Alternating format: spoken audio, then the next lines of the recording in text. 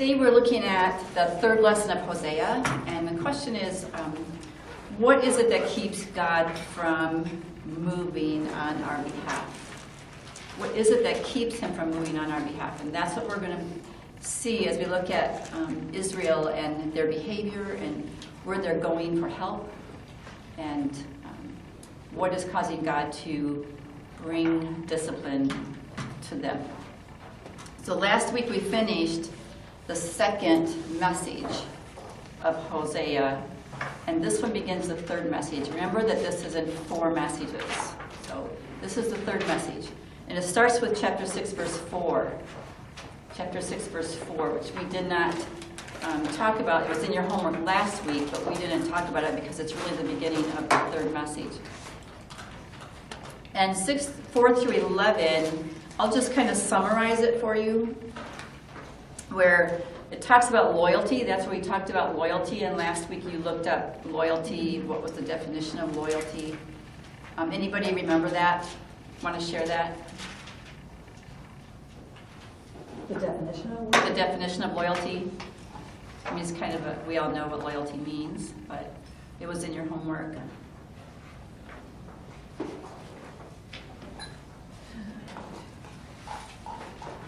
That's okay. We'll move on. We understand loyalty, as being true to someone, and so they have not been true. In fact, they have been. What's the example that he set forth in the first chapter? First chapter, Gomer and Hosea. It's like a prostitute with... Okay. So he used the human illustration of Hosea, you go marry a harlot and have children of harlotry. And we talked about, what harlotry means is being unfaithful. That's the picture that you want to keep in mind, is that he's using that illustration of a marriage, a human marriage, to show the relationship between God and the nation of Israel. So we always want to keep that, because that's the foundation of this book. It's between God and the nation of Israel, but it's showing this picture of an unfaithful marriage. And in chapter 6, you see that says that they have no loyalty. They've lost their loyalty to God. They don't know God any longer. They're still going through religious practices, but it really doesn't mean anything. They've broken the covenant, verse 6, and even the priests were defiled. It says that on the way, a band of priests murder on the way to Shechem, on the way to worship. So you've got the priests who are defiled themselves. So this is the setting again of the nation of Israel, and it continues, this description continues now into chapter 7. So in chapter 7, how does it continue to describe what's happening in the nation?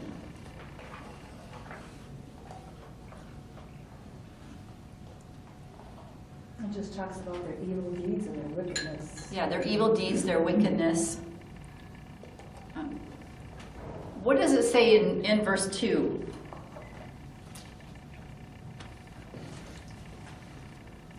Of chapter 7? And they do not consider in their hearts that I remember all their wickedness. Now their deeds are all around them, and they are before my face. Yeah, they don't remember that I know what they're doing. All of their deeds are before my face. How can we apply that to maybe our lives or individual lives today? People who are off in sin, in unfaithfulness to God.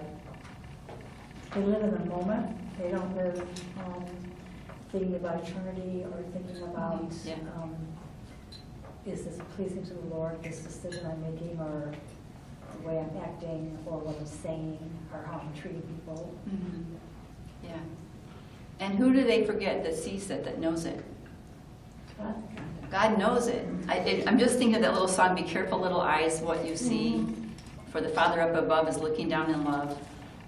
Yeah, God knows everything that's going on. And so here you have this nation that is like, they have forgotten that God is totally aware of what they're doing. And that principle, it applies to us as well. We might think we can do something and nobody will know it, but the truth is that God knows. It says their wicked deeds are before his face. He sees it. They have forgotten that. He gives a couple of pictures in chapter 7, similes that that describe the people and what's happening. What's one of them?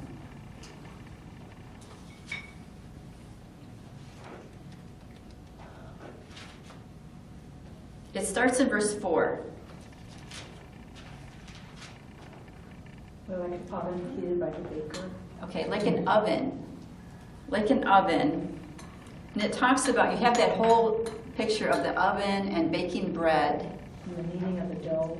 Yeah, and so what do you get from that when you take that picture and apply it to the nation of Israel and what they're doing?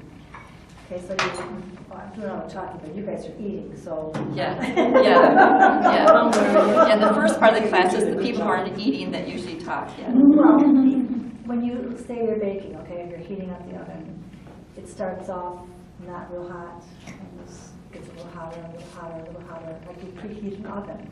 Okay. So their behavior may have started off not as wicked as it ends up being, but they're getting worse and worse and worse and worse as they go along.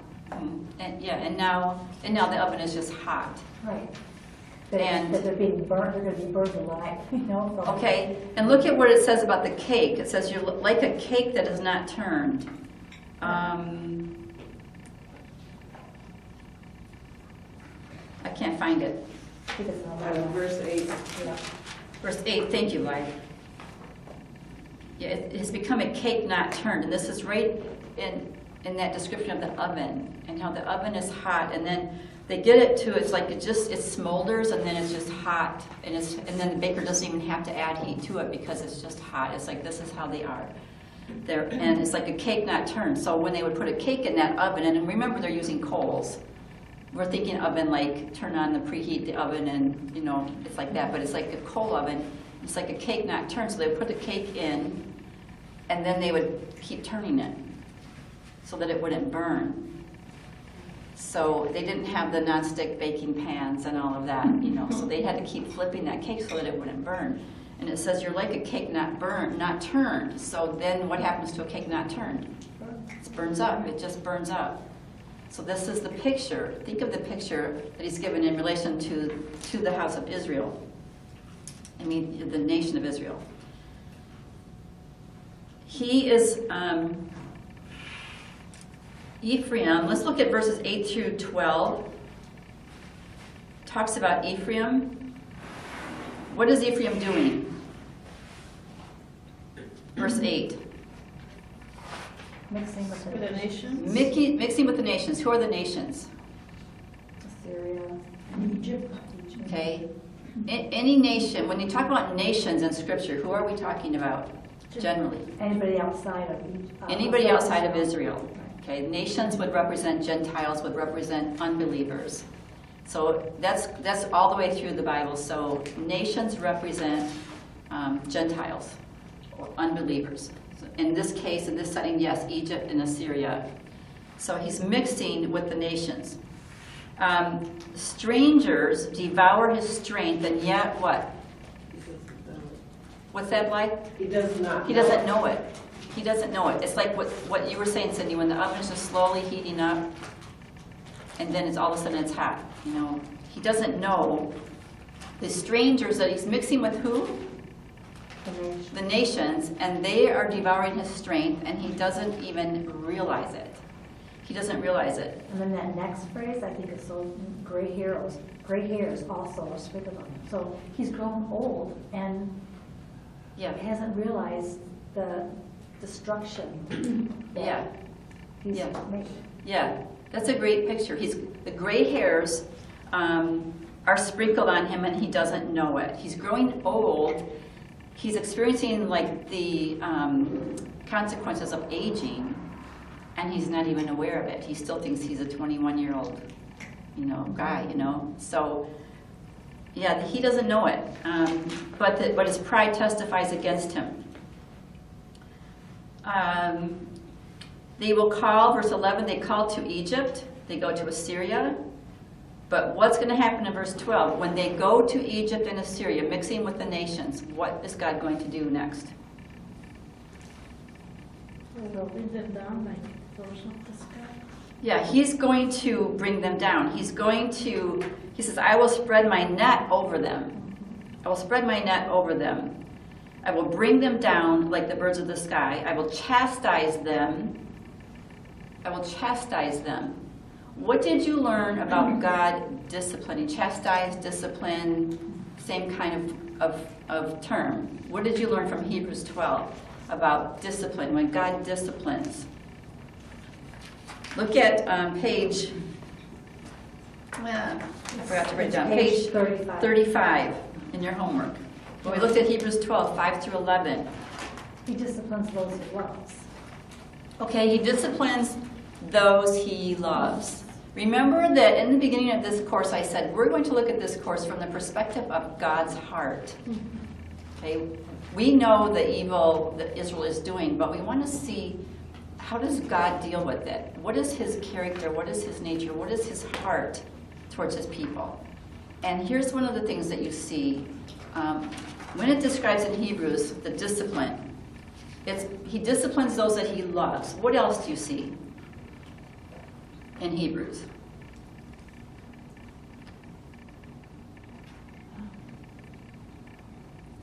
Well, it's for our own good. Okay, it's for our own good. And so that we would return to him. To return to him. Remember, this is the theme we see in Hosea. Whatever he does, it's so that they will return to him. Their loyalty is gone. They're unfaithful. And it's for a short time. For a short time. Discipline is for a short time. When you don't have discipline, then you're illegitimate children. Okay, if you're not disciplined by God, then you are illegitimate children. What does that mean? You're not his. Okay. If you're his child, it gives here in Hebrews the picture of a father and a son. A father is going to discipline his child, his own child, because he loves him, for his own good, and for a short time.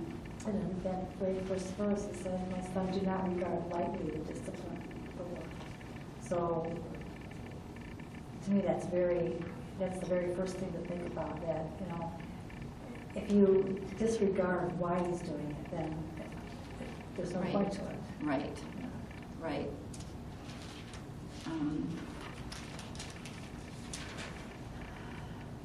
Verse 10 and 11 give the focal point of this. They discipline for a short time, the fathers, as seemed best to them, but he disciplines us for our good, so that, what? There's that so that. Share his holiness. Share his holiness. Okay. Why does God discipline us? He wants us to be holy. All discipline, verse 11, for the moment seems not to be joyful, obviously. Not to be joyful, but sorrowful. Yet, what's the result? To those who have been trained by discipline, what's the result? Righteousness. The peaceful fruit of righteousness. So what happens when you're disciplined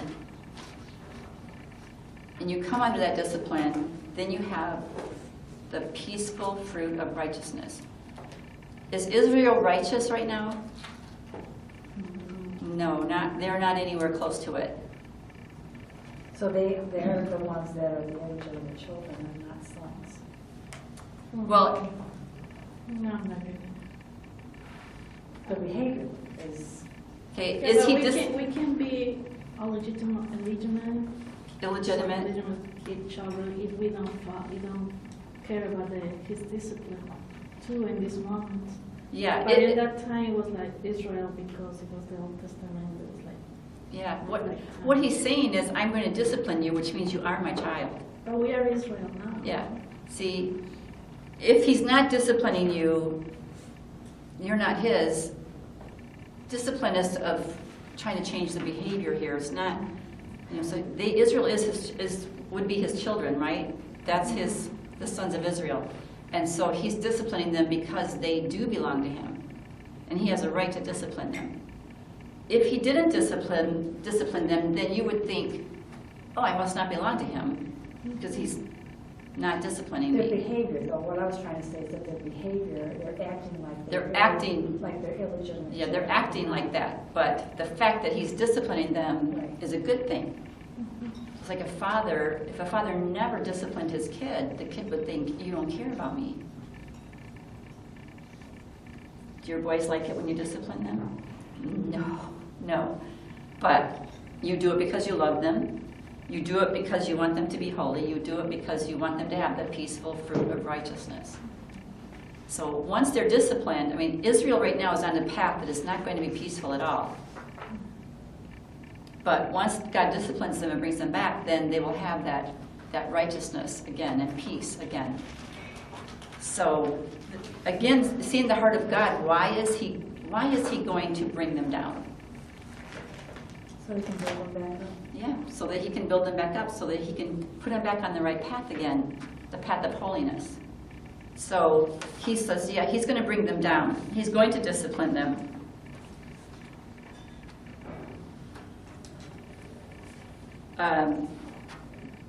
Go back to chapter 7, verse 13. And the woe to them, woe to them. Describe for me that woe. What is it?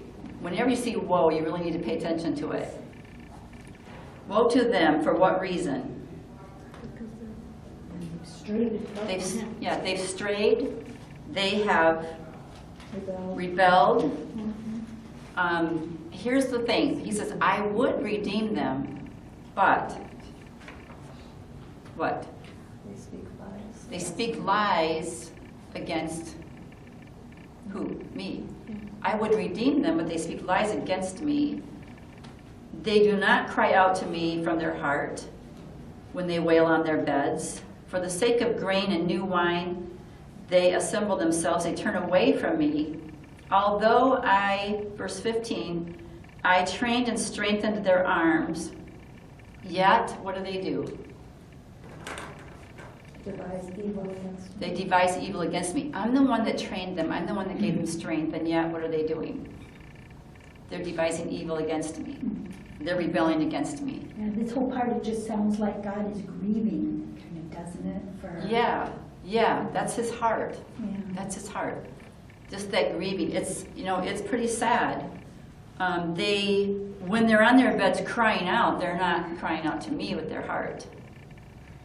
They're not, says they turn, verse 16, they turn, but not upward. I'm right here. I would redeem them, except that they're not crying out to me. They're crying out to the nations.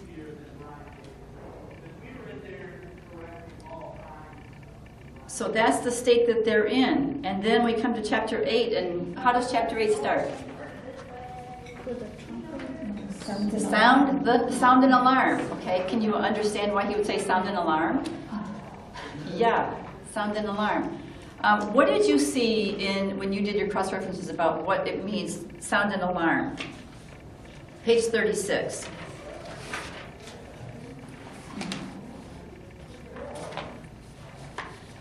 Just to be blown by, the trumpet was to be blown by priests. It's a lasting ordinance. And when would they blow the trumpet? When they were attacked by enemies. Okay, when they were attacked by enemies. Or before they would go into battle. Before the battle, right. When the enemy was coming, the trumpet would be sounded. Sound the alarm. And that was so that they would then be remembered by the Lord. That was the purpose of it. Mm-hmm. Yeah. And then in that battle, then God would remember them. Sound the alarm because the war is coming, the enemy is coming. But also it says to be blown in times of rejoicing, over burnt offerings, fellowship offerings, or in a memorial before the Lord. so they're different. Yeah, means. right.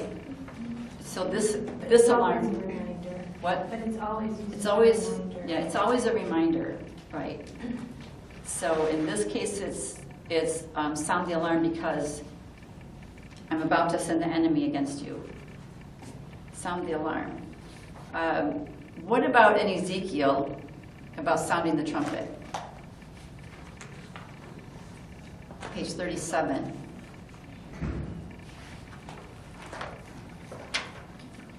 I just have that we are all supposed to be the watchmen. And it's our responsibility to blow the trumpet of warning to those that we see that are ourselves first, and others that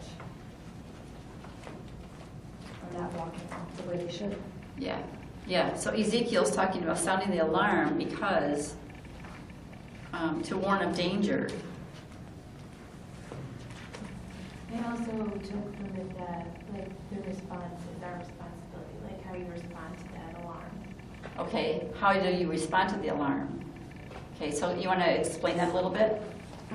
It just talked about the fact that if you were gonna do that and somebody didn't respond, then they weren't gonna die. So, I just took it like, if you hear it and you don't respond to it, then the consequences are on you. Okay, so if you're the watchman, Ezekiel's talking about a watchman, you see trouble coming, you sound the alarm. You're on the wall and you sound the alarm. The enemy's coming. Now, if people listen to the alarm, then all is good. If they don't listen to it, then they will die And the because they blood's not didn't on your listen, hands. but it's not on your hands. Okay, because you sounded the alarm. So if you're going to be the watchman to go against evil, then you have to sound the alarm. The way people respond to it is nothing you can do. It's out of your hands, but you do need to sound the alarm, Which is what Paul said. which is what Paul says. Now, what does Paul say in Acts 20?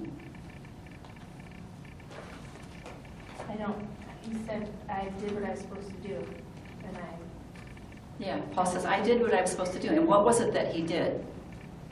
What does he say that he did in sounding that alarm?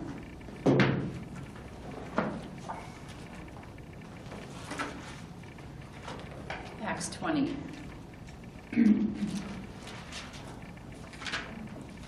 But it's one thing to say, I did what I was supposed to do, but what exactly was it that he did that he considered sounding the alarm? He said he declared the whole purposes of God. Okay. He declared the whole purposes of God. That was how he sounded the alarm. I haven't hesitated to proclaim to you the whole will of God. I never hesitated to proclaim the whole purpose of God. He said, I have been the watchman. And keep watch over yourselves and all the flock which the Holy Spirit has made you overseers. Be shepherds of the church of God. Yeah. The chief officers. Yeah. So keep watch over ourselves, keep watch over other people. And can I just add into that You today? can. In today's world, that's daunting because when you do that, even when you do that in love, you're called judgmental Mm-hmm. and you're called Yeah, all kinds of things that aren't true. right. But even by Christians, they try to silence you to speaking truth, and that's a hard thing to Yeah. speak up when you know that you're going to get such pushback, from that. Yeah. You're right. When we, especially in these days, it's hard as believers to be vocal. And again, we have to do it in love, but we do get pushback. Here's From my believers. question. From believers? From believers. Yeah, that's the From hardest. believers, from unbelievers. Did Paul get pushback? Yeah. Yeah. I mean, Paul's pushback was pretty severe, wasn't it? So there's this need. I mean, he's like, I sounded the alarm right to death. Right to death. Against, believers, unbelievers. He knew the truth. He knew it was true, and he just proclaimed it in all situations. I mean, Kristen and I were talking about this Bible study, and I love that.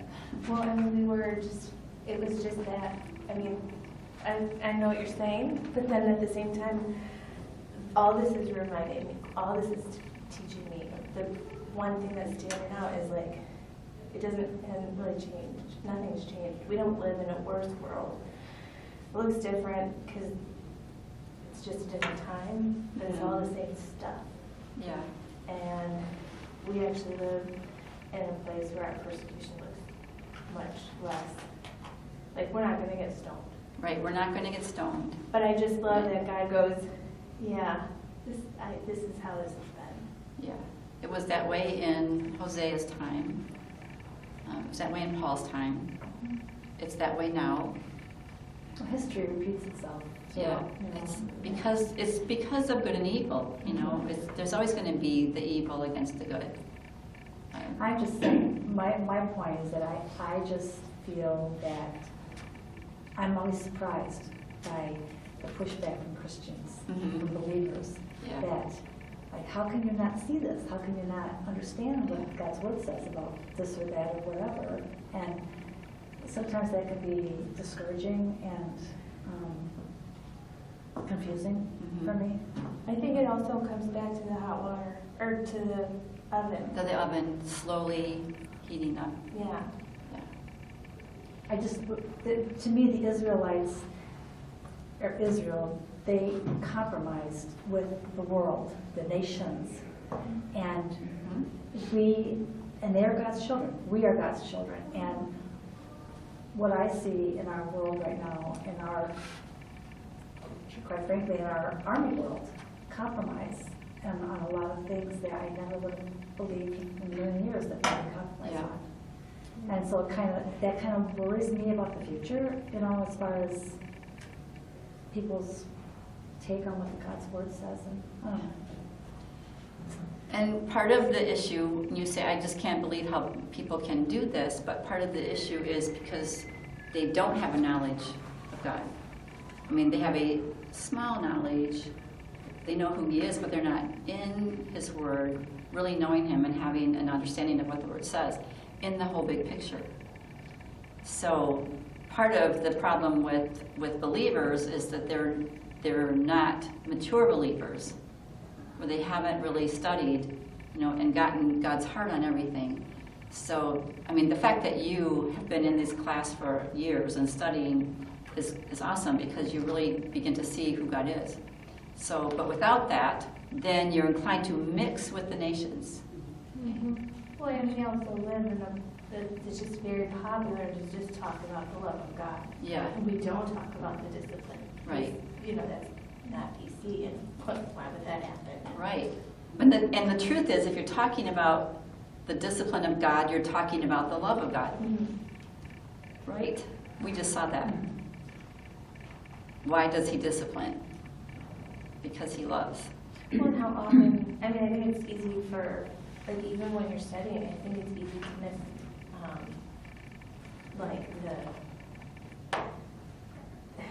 there's always the redemption there, but I think that if you're not paying attention, you can miss it.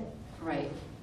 Like, I mean, I was talking to Corey today about, like, and I was like, I'm going to go to the Bible study about Hosea, and it's so sad and dark and depressing. But there's always, I would redeem them. Yeah, I would redeem them. Again, I would redeem them. yeah, and how many people do we know in our life that we just want to shake and say, if He would only, He would redeem you, you know? And it's Yeah. like, ugh. Yeah. He's like, they're laying on their beds crying out, but they're not crying up to me. You know, I would redeem them, but they're not crying out to me. So, yeah, that hope, and this is what you see in Hosea, this is what I want to take away with this book, is just that heart of God. And there's always the hope, there's always redemption available, and that's always His goal. Ezekiel 33, I just want to read this one verse before we leave it. Verse 11, Ezekiel 33:11. Say to them, as I live, declares the Lord God, I take no pleasure in the death of the wicked, but rather that the wicked turn from his way and live. That's God's heart. I take no pleasure in the death of the wicked, but that the wicked would turn back from your evil ways. Why then will you die, O house of Israel? Just turn back. And that's what the discipline is meant to do. Just go back in your minds to chapter 1 when he was talking about Gomer, and Gomer, it might be chapter 2, when he says he would build a hedge. Okay, Gomer's going off to other lovers, and he's going to build a hedge to keep her from going there so that she will come back to him.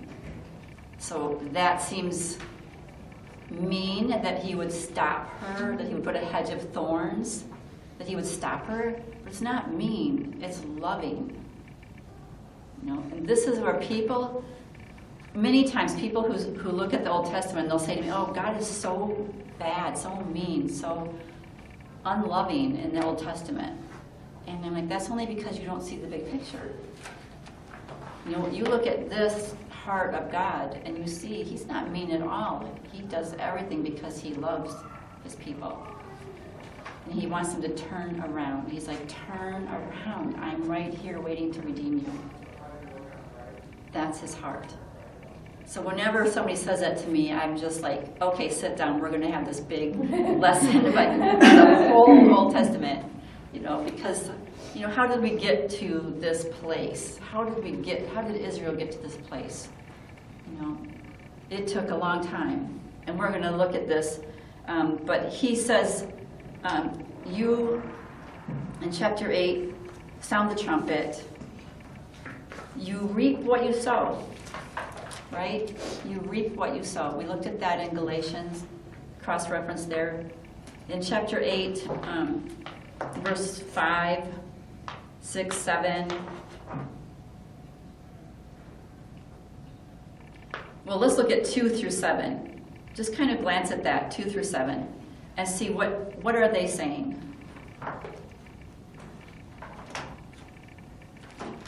In verse 2, it says, they cry out to me, my God, we of Israel know you. We know you, God.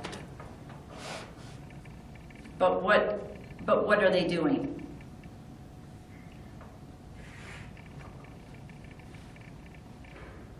What's their behavior? What have we seen about what they're doing?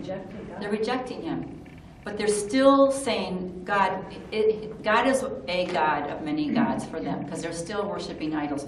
When it talks about, verse 5, the calf, verse 4, the idols, what did they do with their silver and gold? They made idols. They're like, we know you, God, we know, but we're making these idols.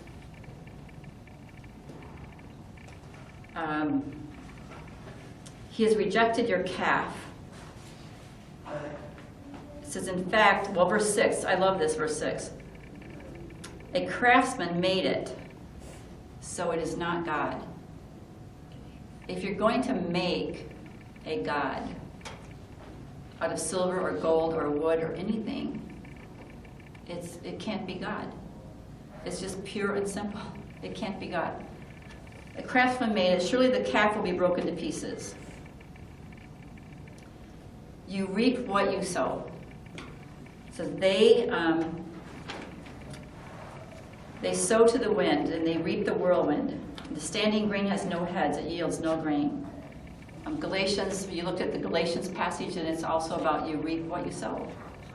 So if you're going to sow to the nations, that's what you're going to reap. But if you're going to sow to God, then that's what you're going to reap.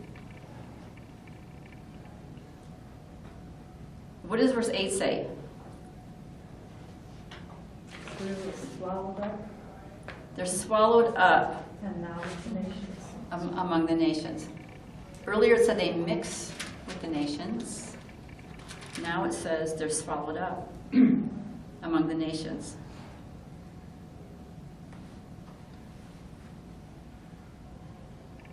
Verse 11, Ephraim has multiplied altars for sin. They have built more and more altars for sin. And what's the result of that?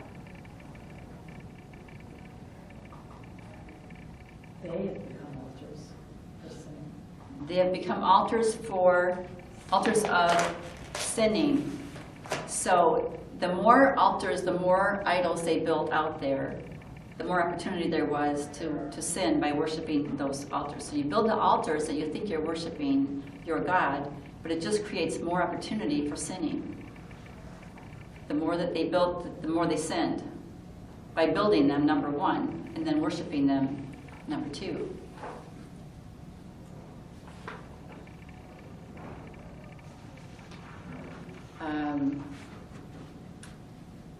Verse 14, Israel has forgotten his maker and built palaces.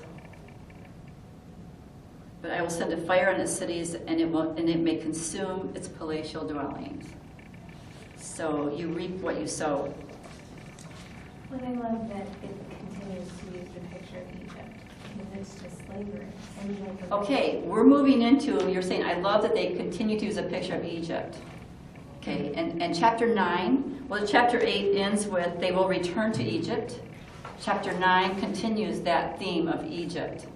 And you did some cross-references. Let's talk about Egypt now. We're moving into this in chapter 9. It says, they will return to Egypt. 9, let me just read the first 3 verses of 9. Do not rejoice, Israel, with exultation like the nations. Okay, don't rejoice like the nations. For you have played the harlot, forsaking your God. You have loved harlots' earnings on every threshing floor. Threshing floor and winepress will not feed them, and the new wine will fail them. They will not remain in the Lord's land.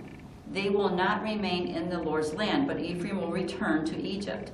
And in Assyria they will eat unclean food. So let's talk about Egypt. You looked up some cross-references again on page 39.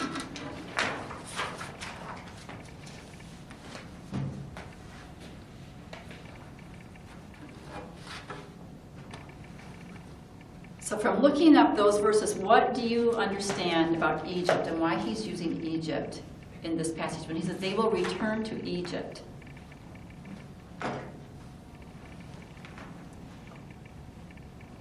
Where are they going? They went into exile.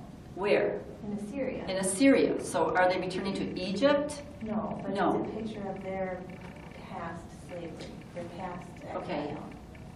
So Egypt is a picture of their past slavery. They're returning to what Egypt represented. Okay. So, but they're not actually going to Egypt. They're going to Assyria, which is going to be their new Egypt. Right? Right. Okay. Because Egypt, again, Egypt all the way through Scripture is going to represent what? Slavery. Their bondage, their captivity. And let's just take that a little bit further. When they were in Egypt, how did they get out? The Lord came. Okay. God came Delivered them. and delivered them from Egypt. He delivered them from slavery, and he brought them to the promised land. He redeemed them. Okay. He brought them salvation. He saved them out of Egypt. Now, where are they going? Assyria. Okay, Assyria. He says they will not stay in the Lord's land, but they will go to Assyria. Are they going to stay there? Is God offering redemption? Absolutely. If they will, he said, I would redeem them. So when they go into slavery, they still have that redemption available to them. So it's representing Egypt. It's symbolic. I love the pictures. I love the pictures in Old Testament to New Testament even. But this Egypt thing, no, they're not going back to Egypt, but they're going back to life like that, into captivity. And then all that they've planted, it says the threshing floor, the wine press, it's not going to feed them in Egypt when they go to Assyria. It will mean nothing. They will not pour out drink offerings of wine. Their sacrifices will not please him when they go to Assyria. Their bread will be for themselves alone. It won't be for sacrifices. It won't be for the temple bread. It's just going to be for them. So it's all going to change.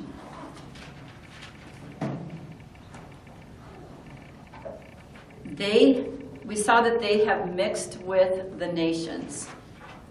What is their relationship with the nations? The verses you looked up on page 39 and 40, what is their relationship with the nations? From Hosea 5. It says, "When Ephraim saw his sickness, and Judah his wound, they went to Assyria, King Okay, Jared. so they went to Assyria for healing. What's that? He couldn't heal. No, and he couldn't heal them. Of course not. What about Hosea 7? Again, he's mixing with the nations. Again, they've mixed with the nations. They have become senseless. Senseless like a dove, I think it said, right? What about Hosea 8 and 9? Now they're wild donkeys. Okay, now they're wild donkeys. And they, the relationship to the nations there, swallowed up. Yeah, well, and it said a vessel that no one delights in. Okay, in a vessel that no one delights in. Which sounds like Israel. Which does sound like that. Yeah. And they've actually now gone to Syria.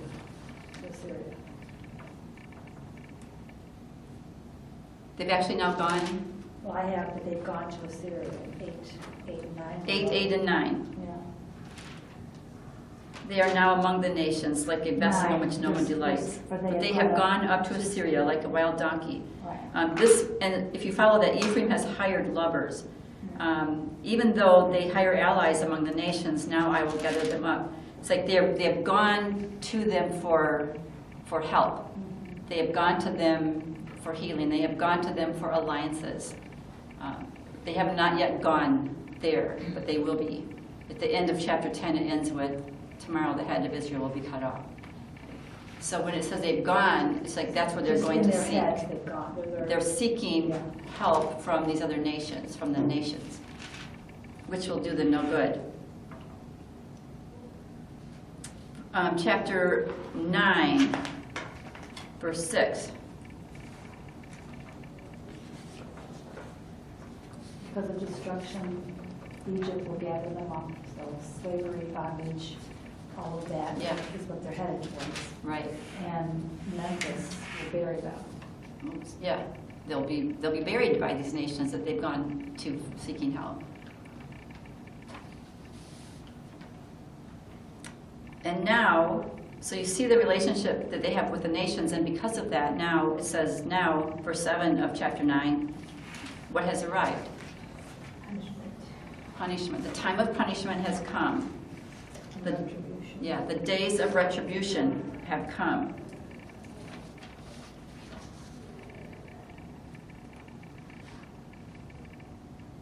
So now he's going to bring the punishment on them, and he talks again about the watchmen. We want to talk about Gilgal. On verse 15. All their evil is at Gilgal. This is really striking. I came to hate I came to hate them there. Yeah. Okay, I came to hate them there. Because of the wickedness of their deeds, I will drive them out of my house. What do we know about Gilgal? It's a special place. It's where they cross the Jordan. There's a shrine. There's the thing of stones. Okay, so it's where they, going back to when they came out of Egypt. It represented holiness and God and a place where they met God. Mhm. So it was the opposite of what it is now. Yeah, yeah. And it goes back to the beginnings when they came out of slavery. That was a special place where they would meet with God. And that was where they crossed the river and built, the stones, right? This was so Holy. holy. Yeah, it was so holy. And now, what is it? Well, that had to break God's heart even more so. There we because, it's like, Yeah. oh my goodness, what I've done for you in this place. Yeah, It's like stabbing me in the heart. yeah, yeah. When he says, I came to hate them there, at that special place. It hurts him so much. Sure, sure. You see again that heart of God.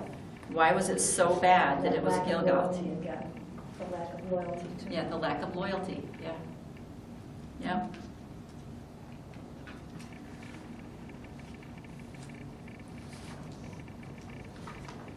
Let's move on to chapter 10. Chapter 10 kind of just repeats a lot of their actions, but there's two things. Well, one main thing that I want you to see in chapter 10, and that is in verses 1 and 2. What do you see about them?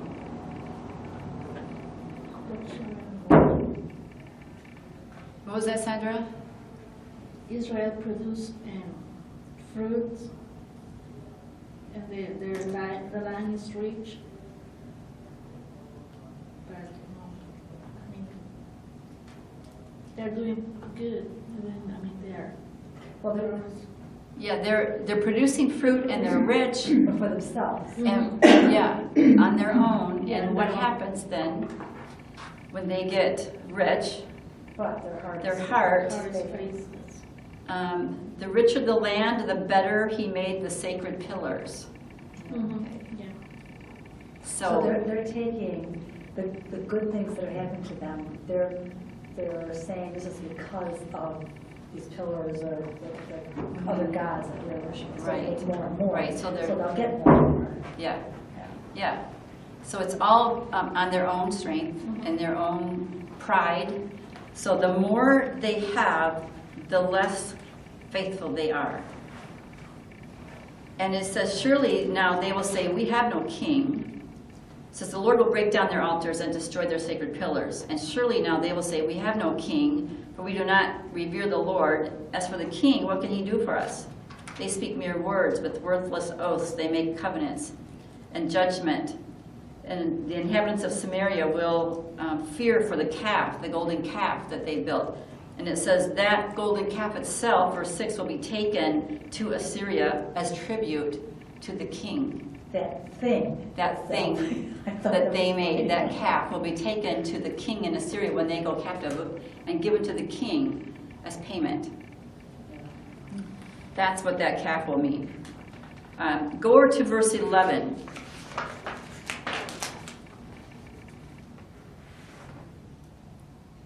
Ephraim is a trained heifer that loves to thresh, but I will come over her fair neck with a yoke. I will harness Ephraim. Judah will plow. Judah will harrow for himself.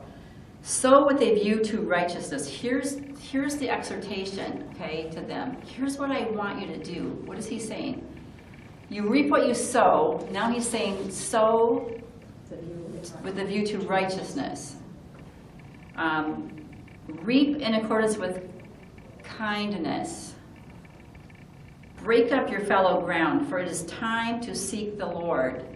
It is time to seek the Lord until he comes to rain righteousness on you.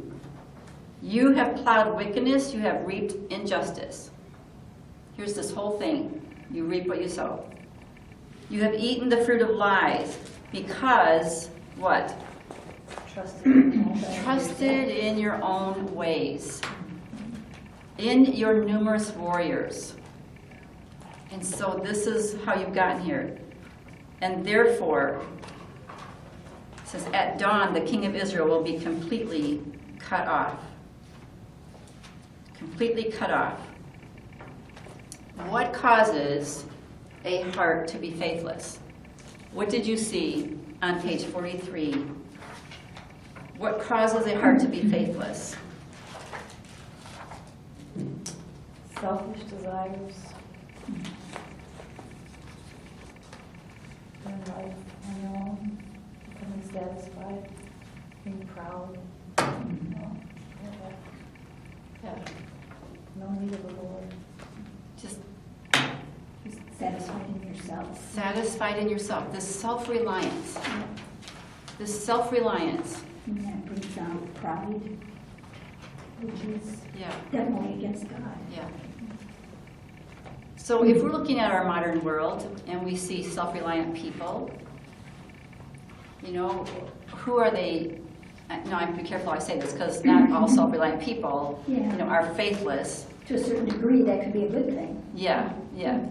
But there are some self-reliant people who just like, I don't need God because I'm doing good. I have everything I need, and I have a lot, but what's going to happen to them in the end?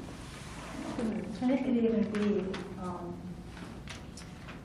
not so late, like, I don't need God. They don't, like. They don't see realize it. They don't know Yeah. that they need God. They don't know it. So, so the faithless heart, can be caused by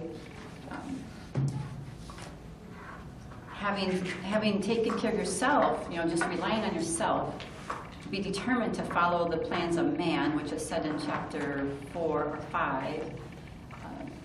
That whole turning away from God, forgetting your Maker, forgetting what He's done for you, and going elsewhere for your help. Worshiping the idols. In Deuteronomy, I love this, in Deuteronomy, if you look at that on page 43, Deuteronomy 8, what did He say to them, and when did He say it? When does Deuteronomy happen? They've come out of Egypt, come through the wilderness, and now the second generation is going into the promised land. And what does He say to them? You left God for foreign gods, you made God jealous, as you sacrificed to demons. And the Lord saw this in the check.